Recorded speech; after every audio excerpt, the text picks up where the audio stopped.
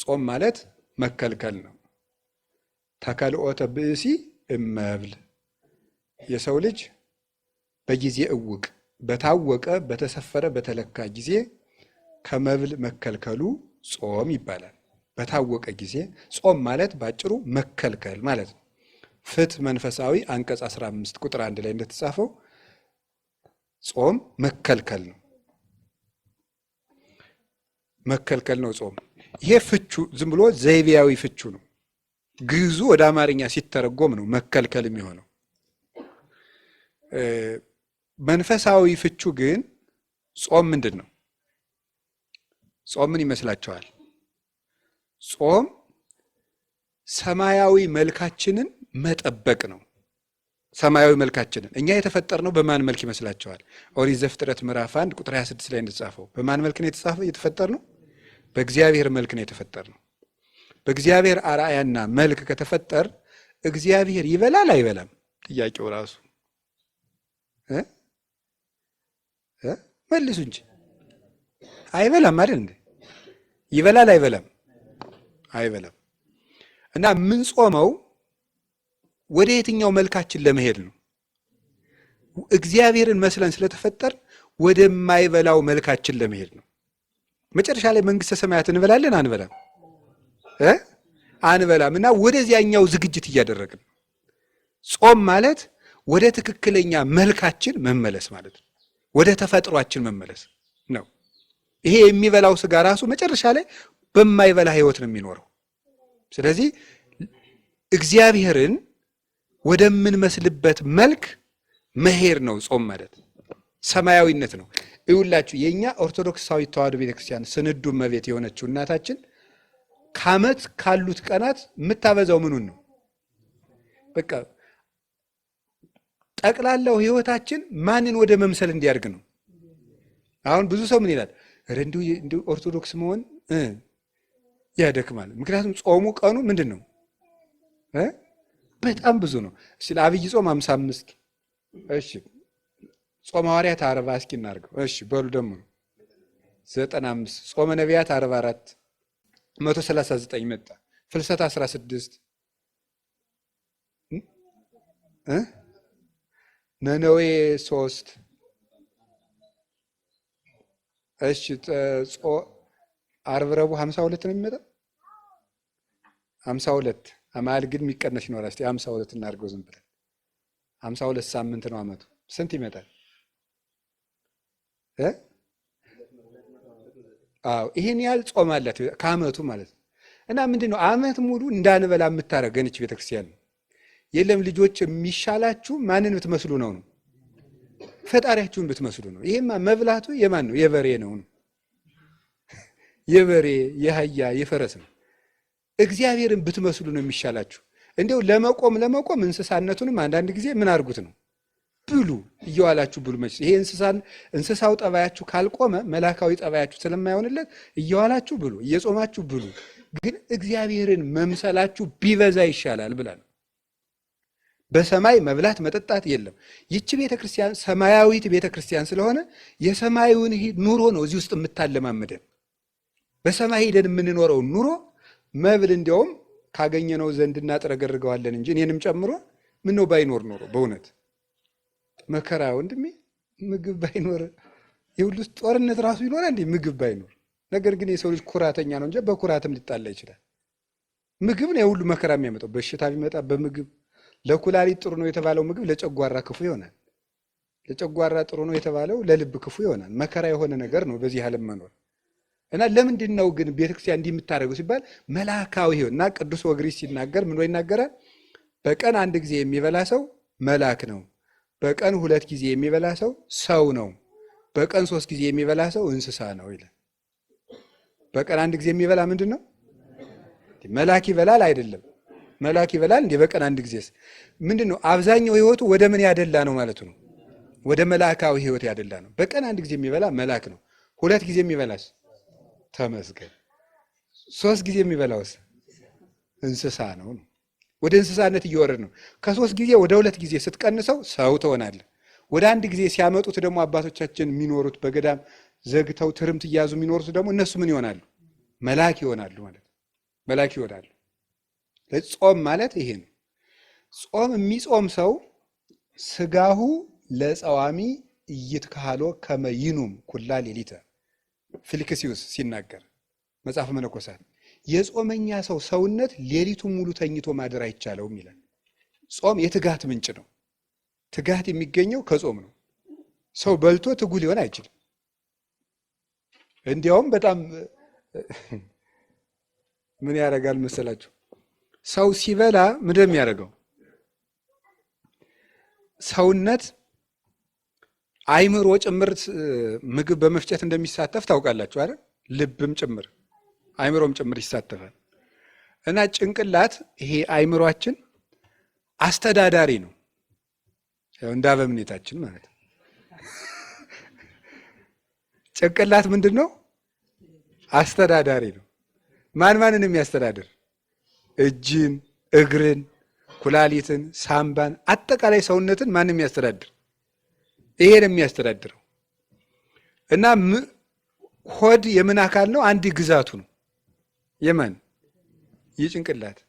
እና ምግብ አጥብቆ ሲሰጠው ምግብ መፍጨት በግዛቱ ውስጥ በጣም ከፍተኛ ስራ ስለሆነ እዚያ ላይ ይጠመዳል። እዚያ ላይ ሲጠመድ ማሰብ አይችልም ነው። ማሰብ አይችልም። ምክንያቱም ያንን ግዛቱን በማስከበር ተጠምዷል ማለት ነው። ያን በማስፈጨት ባይድ ነገር ስለተከመረበት እሱን ነገር ስፍራ እስከሚያይዝ ጓዙን ስፍራ እስኪያስይዘው የማሰብ አቅም ያጣል። እና ለዚህ ነው የማይጾም ሰው ሀሳቡ ቅርብ ነው። ምንም በቀድም ነው፣ እቅዱም ቅርብ ነው። እና እንቅልፉ መከራ ነው። ስለዚህ ምን ይላል? አይምሮ ሰውነትን ማንቃት አንድ ስራ ይሆንበታል። ምግቡን ደግሞ ትእዛዝ ሰጥቶ ማስፈጨት አንድ ስራ ይሆንበታል። ስለዚህ ምን ያደርጋል? ሰውየውን ተኛ፣ ቆይ ምግቡን ልፍጨው ይልና ምን ያደርገዋል? አስተኝቶ ይፈጫል ማለት ነው።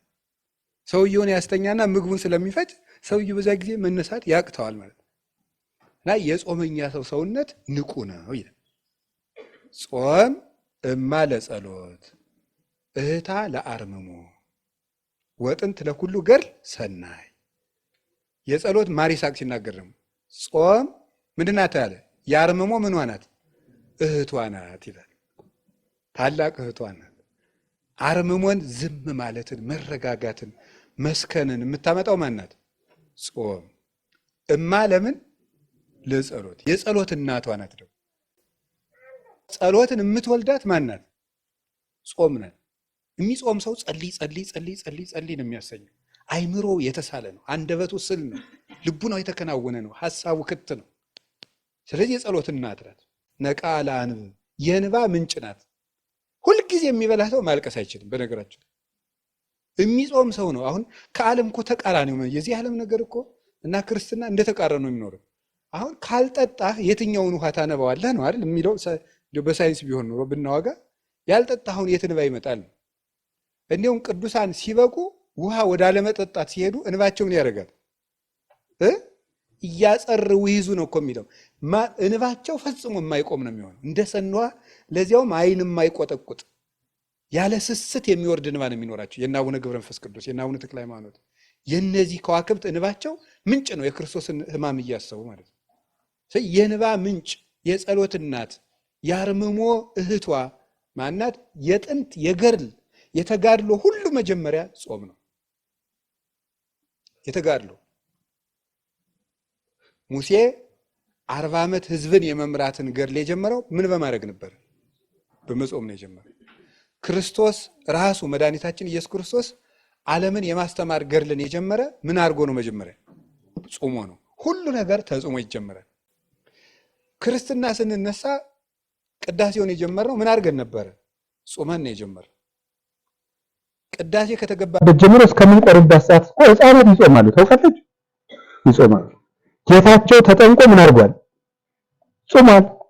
እነሱም የእናታቸውን ጾም ቅዳሴ እስኪያበቃ ይጾማል። እየተሳተፉ ነው። የፈለገ ቢያለቅሱ ስጦታ አይሰጥ። ቅዳሴያን መጾም አለባቸው። ጾመን የጀመርነው ጋብቻ የሚያገቡ ሰዎች በጾም ነው ትዳራቸውን የሚጀምሩት። ሰርጉ ከተፈጸመበት ቀን ጀምሮ ተክሊል ይፈጸምና ተክሊል ከተፈጸመ በጋራ ከቆረቡ በኋላ በተክሊልም ካልሆነ በቁርባን የሚጋቡም ከሆነ ድንግልና የሌላቸው በቁርባን ካገቡ በኋላ 40 ቀን የመጾም ግዴታ አለባቸው። ትዳር ለምን? ገርል ነዋ። ገርል እኮ ነው። ማረፊያ አይደለም፣ ድግስ ቤት አይደለም፣ ገርል ነው። እንኳን ከሰው ጋር ብቻን መኖር ከባድ ነው አይደል? ሰው እኮ ሲያገባ ከቀላል ወደ ከባድ ነው፣ ከከባድ ወደ ቀላል ነው የሚሄደው። ከቀላል ወደ ከባድ ነው የሚሄደው። ሌላ ሰው ጋር ጨምሮ እንዲያ ማለት ማለት የሌላ ሰው ጭምር ሀሳብ። ድሮ እንዳሰብክ ትተኛለህ፣ እንዳሰብክ ትበላለህ፣ እንዳሰብክ ትተኛለህ፣ እንዳሰብክ ትነሳለህ። ሰው ስትጨምር ግን እንዳሰብክ ምን የት ነው የምትሄድ? ጠያቂ አለህ ማለት ነው። አለቃ አለህ፣ ተቆጣጣሪ። ስለዚህ ገርል ነው፣ ትዳር ገርል ነው። ገርሉን የምትጀምረው ጾመህ ነው። 40 ቀን ይጾማል። አሁን ብዙ ትዳር ፍቅር የሌለው ከንቱ ትዳር የሆነበት ምክንያት እንደተጋቡ አይጾሙም። ስለዚህ ረድኤተ እግዚአብሔር ይለያቸዋል ማለት ነው። 40 ቀን ግን ከተጋቡባት ቀን ጀምሮ 40 ቀን ይጾሙና በ40ኛዋ ቀን ስጋው ደግሞ እንደገና ተቀብለው ሰርግ ይደረጋል። መደገስ ይችላሉ፣ አለመደገስ ይችላሉ። ምክንያቱም ክርስቶስ 40 ቀን ከጾመ በኋላ የት ተገኘ? ሰርግ ቤት ውስጥ ተገኘ ማለት ነው። ስለዚህ እሱም ገርል ነው። ምንኩስና ምንድን ነው? ገርል ነው አይደለም? ገርል ዋናው ገርል። ምንኩስና የሚጀመረው ምን ተደርጎ ነው? ተጾሞ ነው። አንድ ሰው ከመነኮሰ በኋላ ስንት ቀን ይጾማል? ከመነኮሰበት ቀን ጀምሮ 40 ቀን ይጾማል። 40 ቀን፣ ለዚያውም ልብሱን ሳያወልቅ ሰውነቱን ሳይታጠብ። እንዲያውም አብዛኛው የመነኩሴ መከራ ያለች 40 ቀኗ ውስጥ ናት። ስቃይ የሆነም ፈተና ማለት ነው። ጠቅላላ የዲያብሎስ ጦርነት የሚከፈተው እዚህ 40 ቀን ውስጥ ነው። አሁን ይህን ማስረዳት አይቻልም፣ የመነኮሰ ብቻ ነው የሚያውቀው። ብቻ እንዳለው ማሳወቅ ግን ጥሩ ነው። አለው ብቻ ማለት ዝም ብሎ ማለት ምን ያህል ነው መጠኑ? መንኩሳችሁ ወቁት አልላችሁ ነገር። እሱም በጾም ነው የሚጀምረው። ክህነት ሲሰጥ በጾም ነው የሚጀምረው። አሁን ይኑር አለ እንጂ አባቶቻችን ዲቁና ሰጠው ለዲያቆኑ ምን ይሰጡታል? ጾም ይሰጣል። ቅስና ሰጠው ለቄሱ ምን ይሰጡታል? ጾም። ክህነት ገርል ነው፣ ለሱም ጾም ይሰጣል። ሁሉም በጾም ነው የሚጀመረው። ለምን? መዳረሻችን ጾም ነው። መንግስተ ሰማያት ውስጥ የጾም ኑሮ ነው፣ ያለ መብላት ኑሮ ነው። በጾም የተጀመረው በጾም ወደሚኖርበት ህይወት ያደርሳልና ጾም ማለት እንደዚህ ያለ ነው። ጾም ትፌውስ ቁስለ ነፍስ ይላል ደግሞ ቅዱስ ያሬድ። ጾም የነፍስን ቁስል ምን ታደርጋለች? ትፈውሳለች። ወታጸምም ፍትወታተ ኩሉ ዘስጋ፣ የስጋን ፍትወት በሙሉ ጸጥ ታደርገዋለች። አርፈ ቁጭ በል ትለዋለች። ማናት እንዲያ የምታደርገው? ጾም። የነፍስን ቁስሏን የምትፈውሳት ጾም ናት ተብሏል። እንግዲህ ፈውስ ነው፣ ምንጭ ነው ብያቸዋለሁ። መላካዊ ህይወት ነው፣ እግዚአብሔርን የሚያስመስል ህይወት ነው፣ የመንግስተ ሰማያት ኑሮ ነው ጾም። ለዚህ ነው የምንጾመው። ፍኖተ ክርስቶስም ነው፣ የገድል መነሻም ነው፣ የጸሎት ምንጭም ነው። አጋንንትም አይወዱም። ልንገራችሁ፣ አንድ ሰው ገበታ አለ። ገበታው ውስጥ ውሃ እርጥብ ሲሆን ነው ደረቅ ሲሆን ነው ትንኝ የሚመጣው? እርጥብ ሲሆን ነው አይደለም? አዎ እርጥብ ሲሆን ነው። እንደዚህ ሁሉ ከማይጾም ሰው ሰውነት ማን ይሰበሰባል? አጋንንት ይሰበሰባሉ። አጋንንትን ዝንብ ወይም ትንኝ አድርጓቸው ይሰበሰባሉ። ከደረቁ አይሰበሰቡም። አጋንንት ከበው የሚያስጨንቁት የማይጾምን ሰው ነው። የሚጾምን ሰው አይፈትንም ማለት እንዳልሆነ ሁሉ ማለት ነው። እሱ ራሱን የቻለ ጎዳና አለ። ስለዚህ ያስጨንቃሉ። ጥያቄ፣ እሳት እየነደደ እንጨት ብንጨምርበት እሳቱ ምን ያደርጋል? ይጨምራል። እንጨቱን ወጣ ብናደርገውስ ይጠፋል እንዲህ እሳቱ? አዎ። እንጨት ምንድን ነው? ምግብ። እሳት ምንድን ነው? እንደዚያ ነው። ስለዚህ እንጨቱን ወጣ ስናደርገው እሳቱ ምን ያደርጋል? ይጠፋል ነው። ጾም ይኸው ታጸምም የተባለ ለዚህ ነው። ጨጭ ነው የምታደርገው፣ እረፍ የምትለው እንጨቱን መቀነስ ነው። ይሄ ነው ጾም።